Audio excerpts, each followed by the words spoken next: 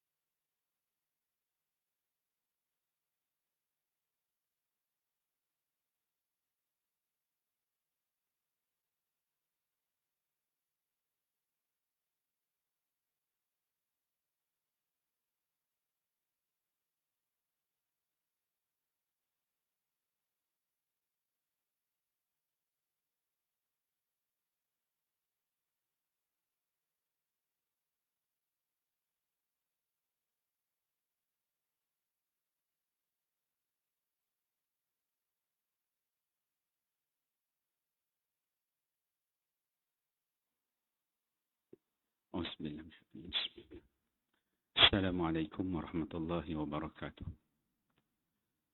Alhamdulillahi rabbil alamin wassalatu wassalamu ala asyrafil anbiya'i wal mursalin wa ala alihi wa sahbihi ajma'in.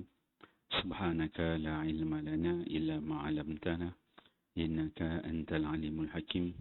Wala haula wala quwata illa billahil aliyil azim. Rabbi israh li sadri wa yassir li amri wahlul 'uqdatam min lisani yafqahu qawli. Allahumma 'allimni ma jahiltu wa zakkirni ma nasitu amma ba'. Yang dikasihi tuan-tuan imam, tuan-tuan Bilal, tuan-tuan Siak, nazir masjid, ahli jawatan kuasa masjid, para asatizah, para alim ulama, tuan-tuan guru, hadirin hadirat muslimin muslimat yang dikasihi Allah sekalian. Alhamdulillah, syukur kita kepada Allah Subhanahu wa taala dengan limpah kurnia waktu yang Allah berikan kepada kita dapat kita sama-sama hadir pada malam ini untuk solat maghrib berjemaah. Seterusnya Allah memberikan sedikit kelapangan waktu sebahagian daripada kita untuk duduk terus mendengar kuliah maghrib, tazkirah maghrib pada malam ini. Moga-moga Allah menjadikan hati kita ini merupakan hati yang tunduk dan patuh kepada perintah Allah Subhanahu wa taala. Dalam waktu yang sama kita membenci perkara yang ditegah oleh Allah dan Rasulnya. Dan Allah jadikan asbab kehadiran kita ke masjid ini, Allah memberi taufik dan hidayah. Bukan kepada kita sahaja, tetapi kepada isteri, suami, anak-anak kita semua. Semoga Allah memberkati kita semua. InsyaAllah pada malam ini kita akan sambung pengajian kita. Saya menggunakan kitab Mabahis fi Ulum Al-Qiraat. Mabahis fi Ilmin Al-Ulum Al-Qiraat. Satu disiplin ilmu yang membicarakan tentang bentuk wajah-wajah bacaan Al-Quran, ilmu Al-Qiraat. Dan kuliah kita yang terakhir di sini ialah pada 8 hari bulan 8 yang lalu, sebulan yang lalu. Untuk permulaannya kita tengok balik apabila disebut tentang ilmu Al-Qiraat,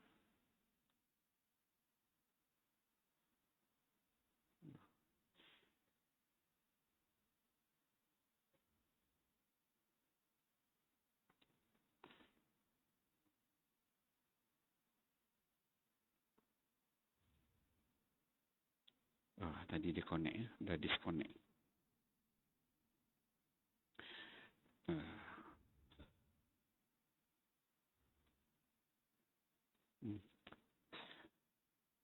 Apabila disebut tentang ilmu Al-Qiraat, kata bila sebutkan tentang qiraat. Qiraat maksudnya bacaan. Dalam kita belajar Al-Quran, Quran yang kita baca pada hari ini merupakan sebahagian kecil sahaja daripada bacaan-bacaan Al-Quran. Yang kita baca sekarang ni ialah salah satu daripada wajah-wajah bacaan yang kita baca seharian hari ini ialah bacaan dengan riwayat Hafs an Asim. Dia ada namanya, riwayatnya riwayat Hafs. Imamnya Imam Asim. Itu yang kita baca. Jadi bila sebut qiraat itu dia besar sebenarnya, satu disiplin ilmu yang besar. Kira yang kita baca ni kalau nak tengok ikut nisbahnya sekitar dalam 3% sahaja daripada ilmu qiraat. Itu yang kita bacalah. Sedikit saja. Sebenarnya ilmu disiplin ilmu qiraat tu dia besar. Apabila disebutkan ilmu qiraat, biasanya dia akan kita pecahkan dia kepada dua bahagian. Ada yang disebutkan sebagai qiraat 10 yang kecil, asyarah sughra, 10 yang kecil. Kemudian ada juga disebut sebagai qiraat 10 yang besar, asyarah kubra. 10 ni apa? Qiraat ni ialah bentuk-bentuk bacaan. Jadi 10 itu apa dia? 10 itu dia mewakili kepada imam qiraat. Biasanya imam qiraat ni kita akan nisbahkan dia kepada 10. Wah, hilang.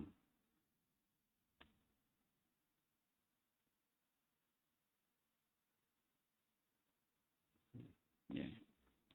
Lagi dari skrin ya.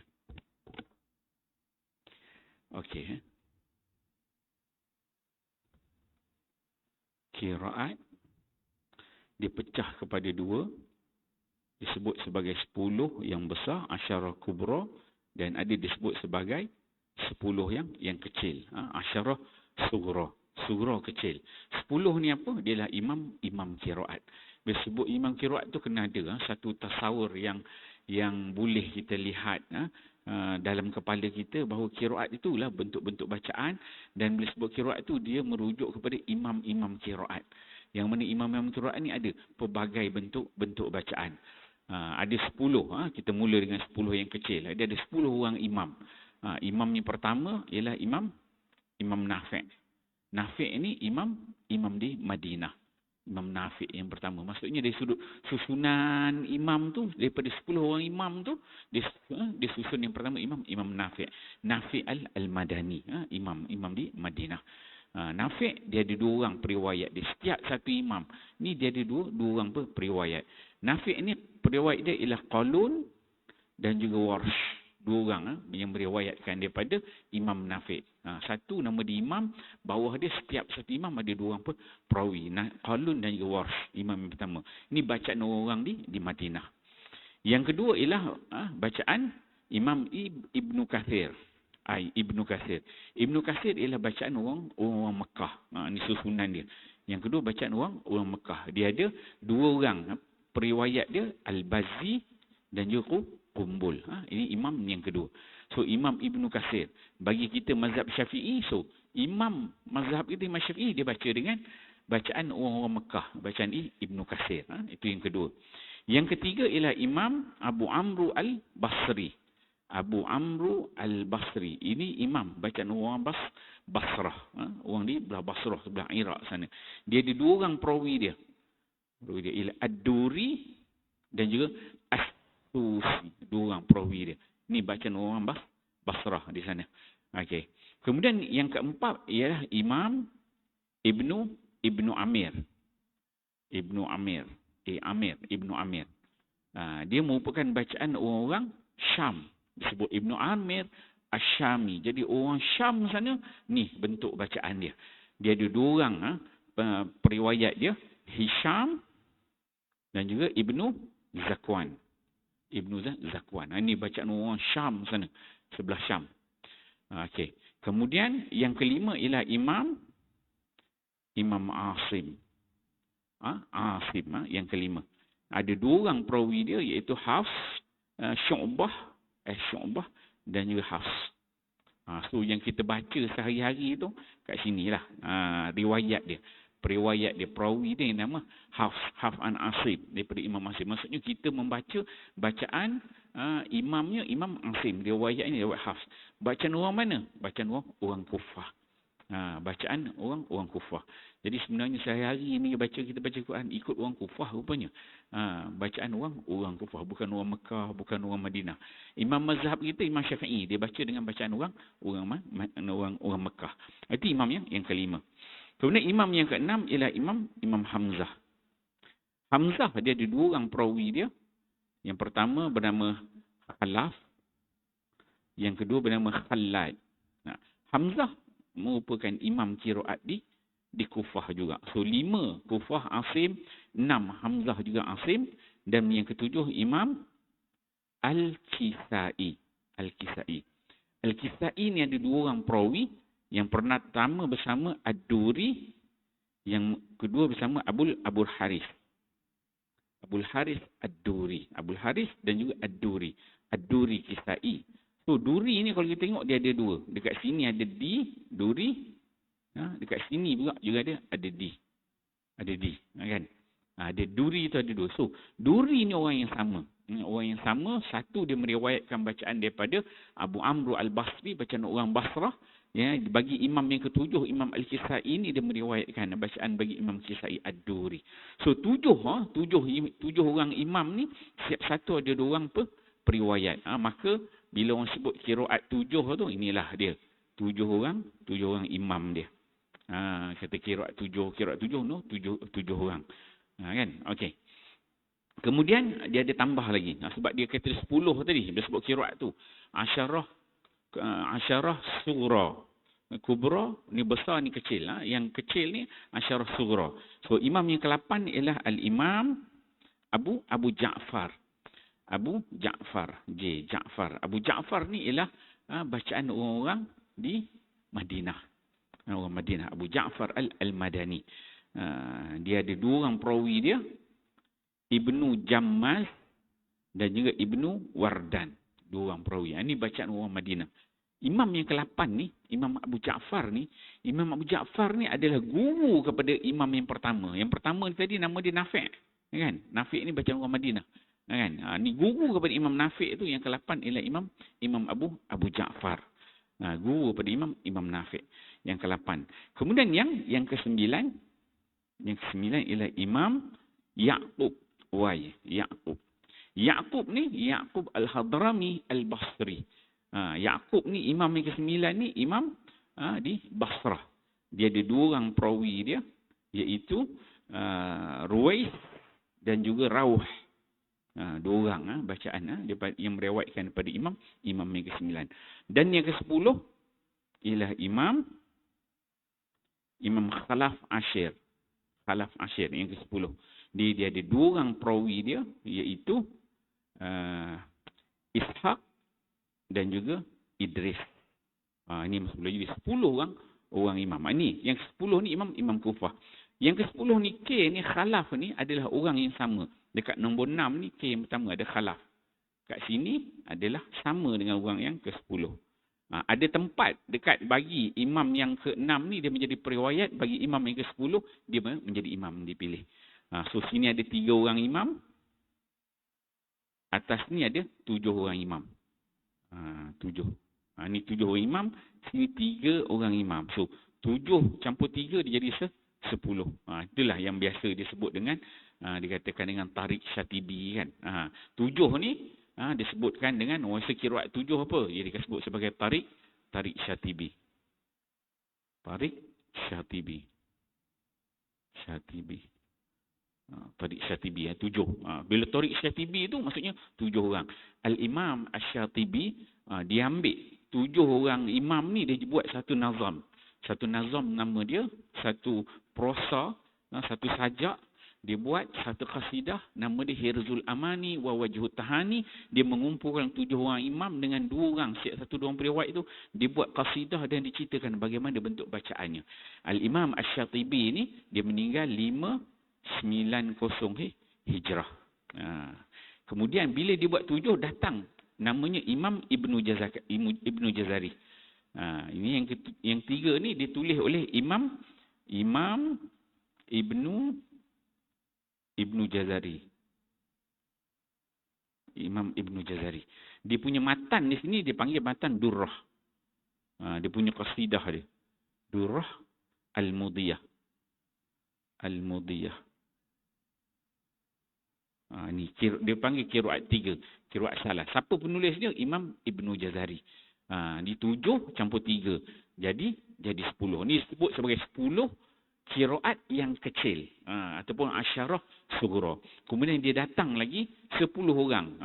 Qiraat 10 yang besar ni, imam daripada imam nombor 1 Nafi' sampailah imam yang ke-10. Yang ke-10 Imam Khalaf. Orang yang sama juga dengan sebelah sini. Yang 10 yang besar ni nama dia ialah Tarik Tayyibah. Tarik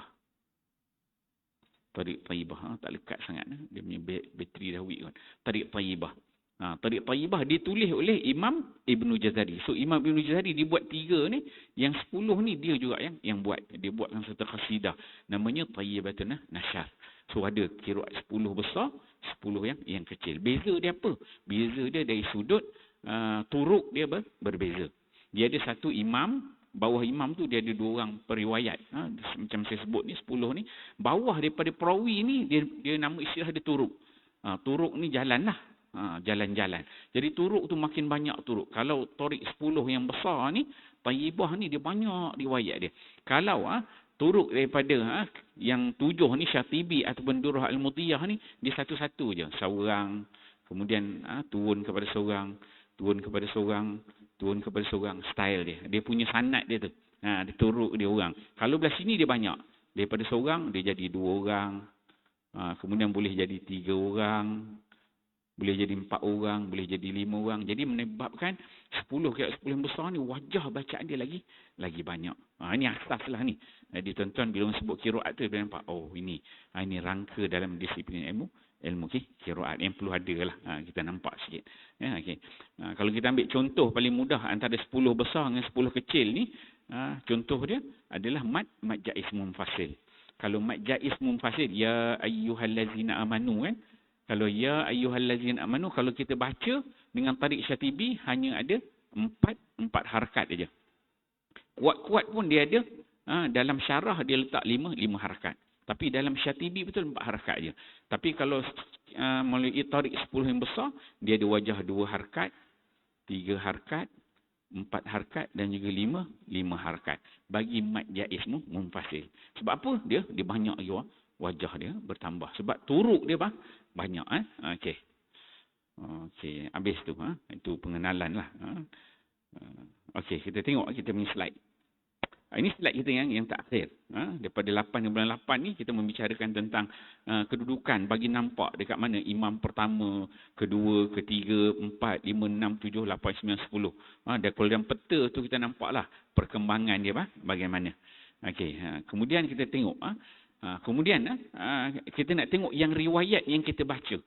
Yang kita baca pada hari ini, kita baca dengan riwayat Hafs bin Sulaiman Ibnu Al-Mughirah Al-Asadi Al-Kufi. Ini. Dengan qiraat Kufah. Qiraat Imam Asim. Imam Asim Al-Kufi. Riwayatnya nama riwayat Hafs yang kita baca. Qiraatnya namanya qiraat Asim. Asim tu nama dia Asim bin Abin Najud Al-Kufi. Dia ni termasuk daripada golongan tabi'in. Maksudnya bacaan yang kita baca tu daripada Imam Asim ni dia dalam kalangan golongan tabi'in. Dia bukan golongan sahabat, dia golongan tabi'in. Kalau kita tengok disiplin ilmu ni dia memang berkembang. Zaman tabi'in ke atas, dia tak nisbah kepada sahabat. Serupa juga tuan-tuan kalau kita belajar fiqh ke, mazhab Syafi'i, mazhab Hambali, Hanafi, Maliki. Kenapa tak ambil sahabat ni jadi mazhab? Mazhab apa ni? Ini mazhab Abu Bakar, mazhab Umar, mazhab Uthman. Dia tak jadi macam tu. Dia ambil tu bila dah ke belakang zaman tabi'in tu. Zaman tabi'in, tabi'in tu baru dia jadi ulama-ulama baru susun. Jadi dia jadi madrasah.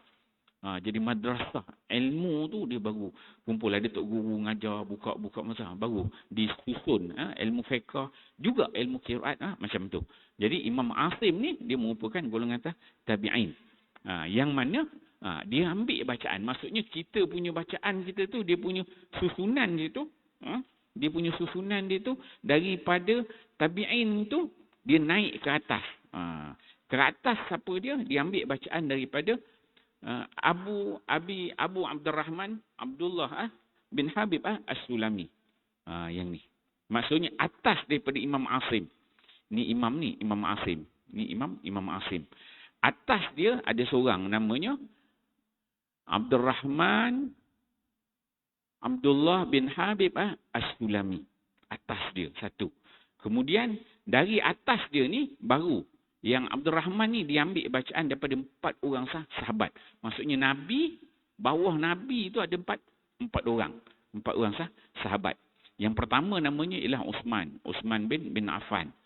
So kita ingat, maksudnya bacaan yang kita baca sekali lagi ni dia lalu Sayyidina Uthman. Satu. Kemudian dia lalu Ali bin Abi Talib. Ini yang kedua.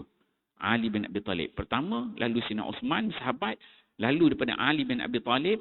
Yang ketiga Zaid bin Sabit. Kemudian yang keempat Ubay bin Ka'ab. So bacaan yang kita baca ni dia lalu empat orang sahabat. Kan? Lalu 4 orang sahabat. Uthman, Ali, Zaid dan juga Ubay bin Ka'ab. 4 orang sahabat ni. 4 orang sahabat ni siapa yang ambil bacaan daripada 4 orang ni? Nama dia ialah Abu Abdurrahman As-Sulami. Sebut nama dia Abu Abdurrahman As-Sulami.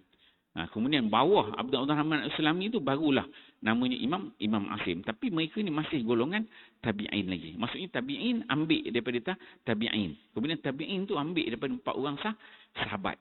dia berlaku. Start bermula zaman Nabi dah berlaku. Nabi ajar seorang sahabat, sahabat tu ajar kepada sahabat-sahabat yang lain. Ramai sahabat ambil bacaan daripada sahabat, tak sempat ambil daripada Nabi. Begitu juga tabi'in ambil daripada tabi'in yang lain. So atas tu ada, maksudnya Nabi 4 orang, Abdul Rahman As-Sulami, kemudian baru Asim, kemudian baru Hafs. Itu dia punya susunan dia. Kemudian daripada kalau turun ke bawah pula, ini dia kata sanad Hafs daripada Tariq Syatibi yang saya sebut tadi, yang qiraat 7 tadi, Imam Syatibi, sampai kepada Imam Ibnu Jazari. Maksudnya dia akan turun ke bawah. Imam Ibnu Jazari dia meninggal 833. Imam Syatibi meninggal 590. Ini Tariq sanad dia. Maksudnya nak sampai kepada Al-Imam Syatibi itu ada 9 nama. Bermula daripada Asim tu, Abu Umar Hafs bin Sulaiman Al-Asadi ni, nombor 1 ni. Hafs ni, dia yang pertama. Kemudian bawah dia, ini semua turuk ni. Yang ni ke bawah. Dia kata Imam Asim, bawah dia Imam Asim, bawah dia ada Syu'bah dan juga Hafs. So Hafs tu dia ni kata periwayat. Bawah daripada ni semua turuk. So ini yang bawah ni semua turuk. Turuk tu yang pertama Abu Umar Hafs bin Sulaiman Al-Asadi, meninggal 180 Hijrah. Kemudian bawah dia lagi turuk yang kedua. Ini semua istilah ni turuk.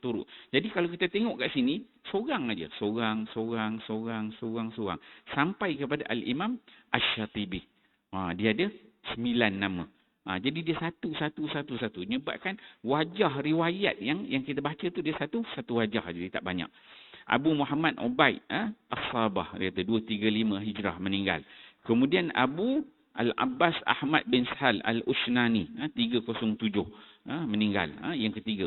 Yang keempat Abu Al-Hasan Ali bin Muhammad Al-Hashimi 368. So ini memang dia ambil. Orang ni ambil pada orang ni, orang ni ambil pada orang ni, orang ni ambil pada orang ni.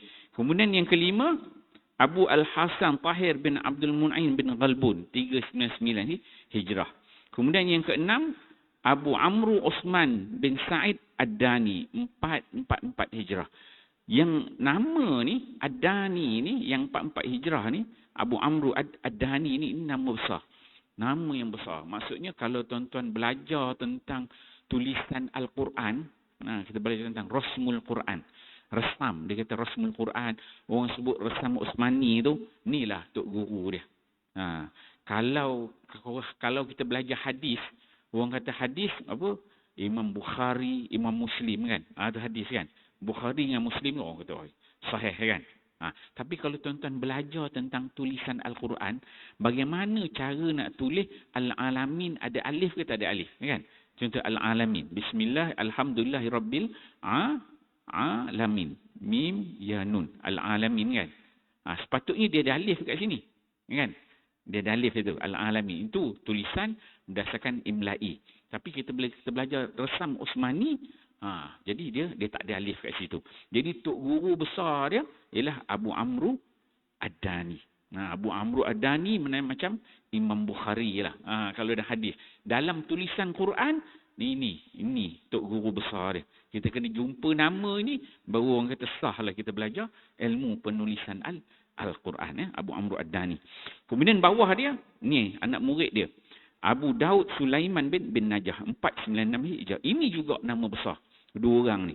Abu Amru Ad-Dani, dia ada anak murid dia yang meninggal 496, Abu Daud ni siapa pula? Abu Daud ni kalau dia sudut tulisan itu, dia ni macam Imam Muslim. Dia macam Bukhari dengan Muslim. Ni dua orang. Bukhari dengan Muslim dalam hadis ini dalam tulisan Quran. Kalau tuan-tuan buka mushaf kita tu, sebab dia tulis ikut Arab. Kalau dia tulis ikut Melayu, kalau tuan-tuan yang boleh baca Arab, tuan-tuan akan tengok dekat situ. Dia tulis dekat situ, dari sudut tulisannya, resamnya adalah berdasarkan kepada apa yang ditulis oleh Abu Amru Ad-Dani. Maksudnya Resam Osmani tu. Dan juga dia mengambil apabila berlaku khilaf, dia ambil bacaan tulisan daripada Abu Daud Sulaiman bin Najah yang nombor 7 tu. So dalam setiap mashaf tu daripada Mujamma' Malik Fahad yang dekat Malaysia-nya kan, semua kita ni beriman dengan kaedah yang ditetapkan oleh ulama-ulama mutabar. Mereka ni buat kerja mujahadah ni tahun 400 Hijrah meninggal ni. 300-400 Hijrah ni, apa dia orang yang dia buat? Dia pergi tengok. Sebelum ni kita dah ceritakan tentang perkembangan mashaf. Zaman Sayyidina Osman, ada kata qaul 4 mashaf, 5, 6, 7 yang dibuat salinan. Lain semua bakar kan. Ada beberapa salinan besar, kemudian dihantar ke Al-Amsar, maksudnya foto-foto Islam yang besar, dan dihantar setiap satu tu dengan tok gurunya. Mashaf yang disalin. Yang lain Sayyidina Osman suruh bakar. Jadi mashaf-mashaf yang dihantar tu, yang dihantar ke Kufah, yang dihantar ke Basrah, yang dihantar ke Mekah, yang dihantar ke Syam. Apa kerja Abu Amru Ad-Dani ni dengan Abu Daud ni? Dia orang ni 300-400 Hijrah ni pergi cari mashaf tu. Pergi cari mashaf tu, tengok. Dia tulis ni zaman nak letakkan satu kaedah nak menulis mashaf. Macam mana cara dulu sahabat dia tulis ni? Tengok. Al-Alamin ni, sahabat dia tulis Al-Alamin ni ada alif ke tak ada? Dia tengok. Tengok. Dia tengok semua mashaf yang dekat Kufah, dekat Basrah, dekat Syam. Semua tengok. Semua Al-Alamin tu dia tak ada alif. Maka dia letakkan satu kaedah dekat situ. Jadi satu kaedah resam. Dia kata jenis muzakkar salim, jenis jamak yang ada 2 alif, satunya dihazaf, dibuang. Dia letakkan satu kaedah. Al-Mi'ad, contoh Al-Mi'ad. Al-Mi'ad. Al-Mi'ad. Ada mashaf yang ada alif. Ada tempat mashaf tak ada alif. Maka dia letakkan satu kaedah. Al-Mi'ad ni ada beberapa tempat aja. Ada dalam 4-5 tempat. Maka satu tempat tu ada alif. Yang ni tak ada alif.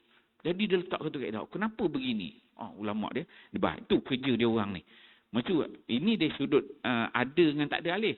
Ada mashaf yang tulis wasari'u ila ma'firatin. Yang biasa kita baca. Dia ada mashaf yang sari'u je, tak ada waw. Jadi dia letakkan satu kaedah. Ini semua merujuk kepada dua orang, tok guru besar dan ulama-ulama daripada Abu Amru Ad-Dani, Abu Daud bin Sulaiman ni, dia letakkan pada situ ada 6 kaedah asas dalam penulisan mashaf Al-Quran. Dia berbeza dengan bahasa Arab. Tuan-tuan kalau belajar bahasa Arab, reti bahasa Arab, belajar fiqh, belajar syariah, belajar usuluddin, belajar nahwu, semua tulis Quran. Dia tak sama. Orang nak menulis Quran ni, kalau kita bahasa Arab, dia tak betul dia tulis. Sebab dia kena orang yang bidang. Biasa kalau orang bidang qiraat ni, dia akan belajar. Qiraat dia belajar, dia ada resam, fawasil, dhab. Itu dia punya disiplin-disiplin dia. Kalau tuan-tuan setakat belajar bahasa Arab dia, tulis Quran, boleh tulis. Tapi dia salah. Tidak bertepatan dengan resam Utsmani. So kita kena ikut sunnah para sahabat tu. Okey.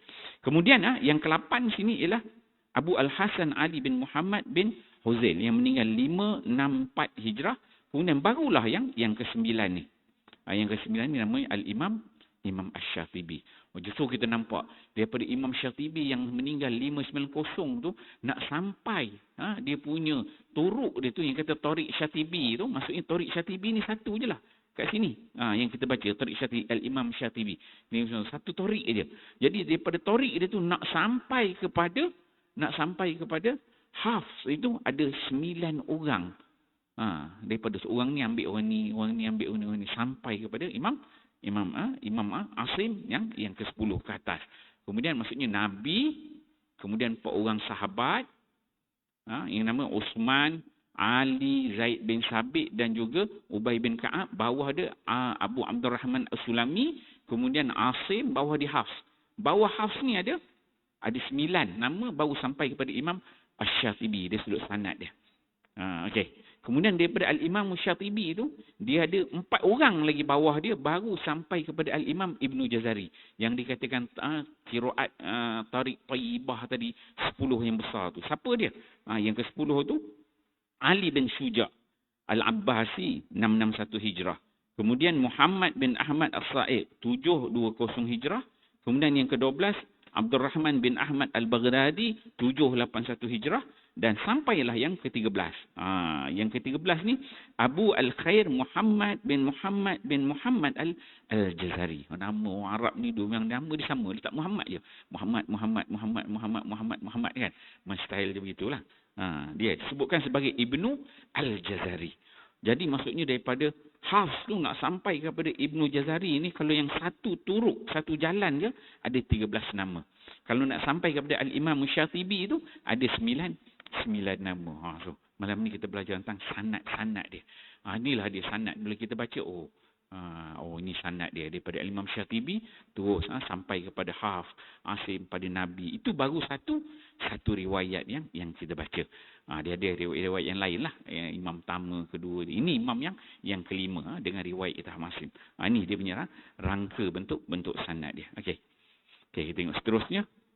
Kalau kita tengok dia bentuk begini, biasanya dalam syajaratus sanad. Kalau orang ngaji jenis talaki Quran ini, kita kena hafal nama-nama ni semua. Saya zaman belajar kat Mesir tu kena hafal nama ni. Bila hari akhir nak pengijazahan tu, sekarang ni lupa dah, saya minta ingat dululah. Zaman hari akhir nak pengijazahan tu, Tok Guru ni disuruh kita hafal nama-nama ni. Kalau tak ingat nama ni, tak bagi ijazah. Kita kena ingat nama tu start pada Nabi tu terus sampai nama Tok Guru kita, sampai nama kita. Kita kena baca satu. Baru dia ijazah. Buatlah majlis sikit, haflah sikit. Kan? Habislah bila dah khatam tu. Kalau kita tengok sini itulah Nabi SAW, bawah Nabi ni dia ada 4 orang. Zaid bin Sabit, Uthman bin Affan, Ali bin Abi Talib dan juga Ubay bin Ka'ab. Dia ada satu lagi, Abdullah bin Mas'ud. Abdullah bin Mas'ud ni dia tak masuk dalam Tariq Asy-Syatibi. Yang ni dia akan lahir daripada dia Tariq Ibnu Jazari.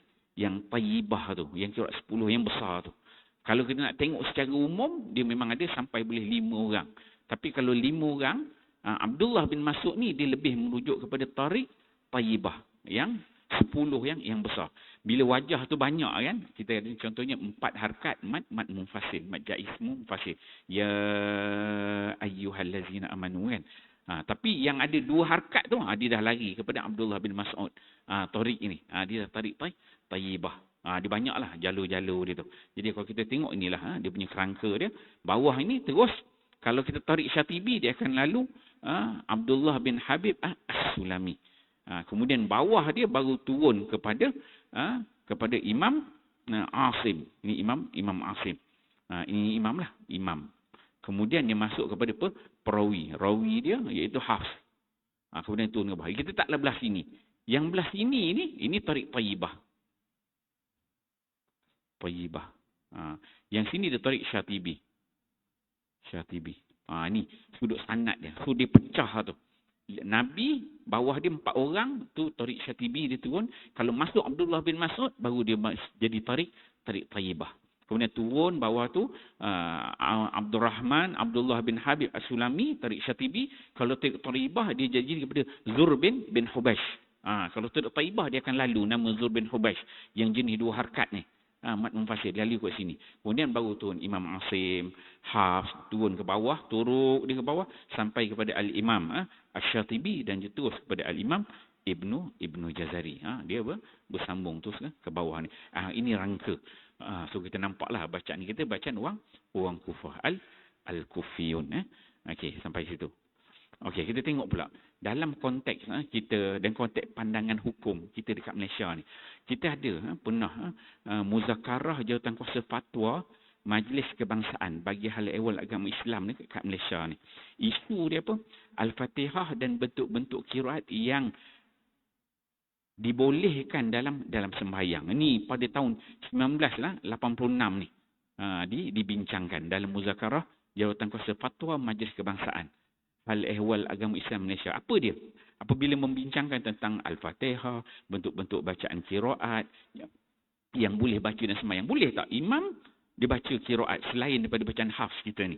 Kalau umum, kalau nak tengok dunia, dia tak ada isu. Sekarang ni bila nak dekat Malaysia macam mana? Ni ulama-ulama Malaysia, bila dia bermuzakarah, apa yang dia putuskan dekat negara kita yang namanya Malaysia ni? Ada. Dia kata keputusan dia. Muzakarah Jawatankuasa Fatwa Majlis Kebangsaan bagi hal ehwal agama Islam Malaysia kali ke-16 yang bersidang pada 18 Februari 1986 telah membincangkan Al-Fatihah dan bentuk-bentuk qiraat yang dibolehkan dalam sembahyang. Muzakarah telah memutuskan bahawa mengikut kajian dan pandangan ahli-ahli Quran. Maksudnya mereka ni, geng-geng mufti ni bila melibatkan qiraat, resam puasa, dia akan panggil Al-Qura', orang yang bidang Quran ini. Pandangan ahli Quran bahawa bacaan yang telah tersebar luas lagi masyhur di seluruh dunia di rantau Asia, khasnya di negara kita, ialah mengikut bacaan riwayat Hafs an Asim. Itu standard yang kita baca. Maka sewajarnya lah bacaan tersebut dimasyhurkan di negara ini. Walau bagaimanapun, dia kata, bagi mereka yang hendak membaca Al-Quran selain daripada riwayat Hafs an Asim, maka hendaklah terlebih dahulu diberitahu atau muafakat bacaan di antara imam dan makmum, supaya tidak menjadi kekeliruan ketika menunaikan salat. Jadi dikeluarkan bentuk fatwa begini. Maksudnya bagi ini azan kita bagi laluan azan.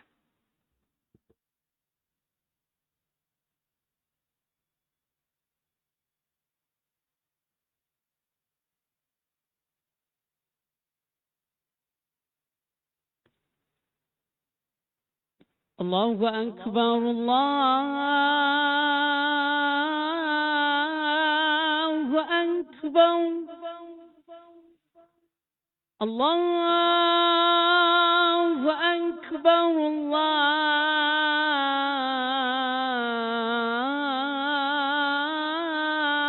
Allahu Akbar.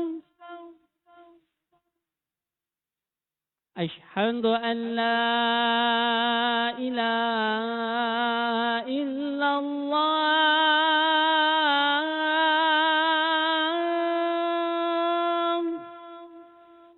Asyhadu an la ilaha illallah.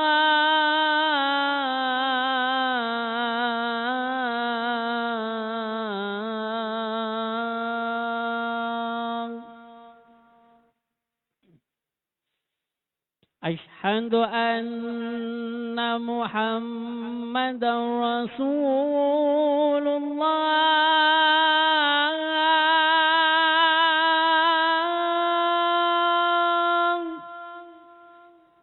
Asyhadu anna Muhammadar Rasulullah.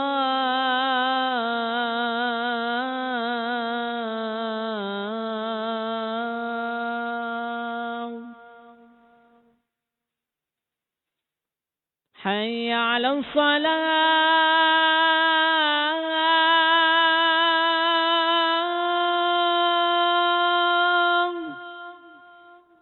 Hayya 'alas salam.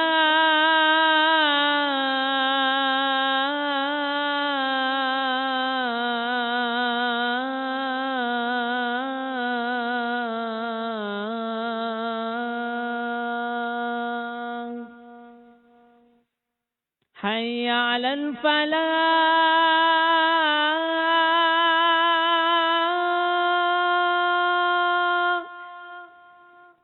Hayya 'alal falah.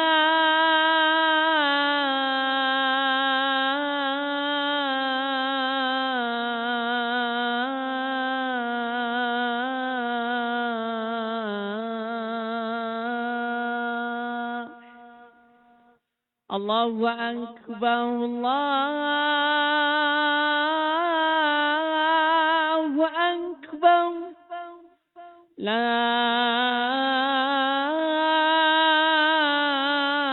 ilaha illallah.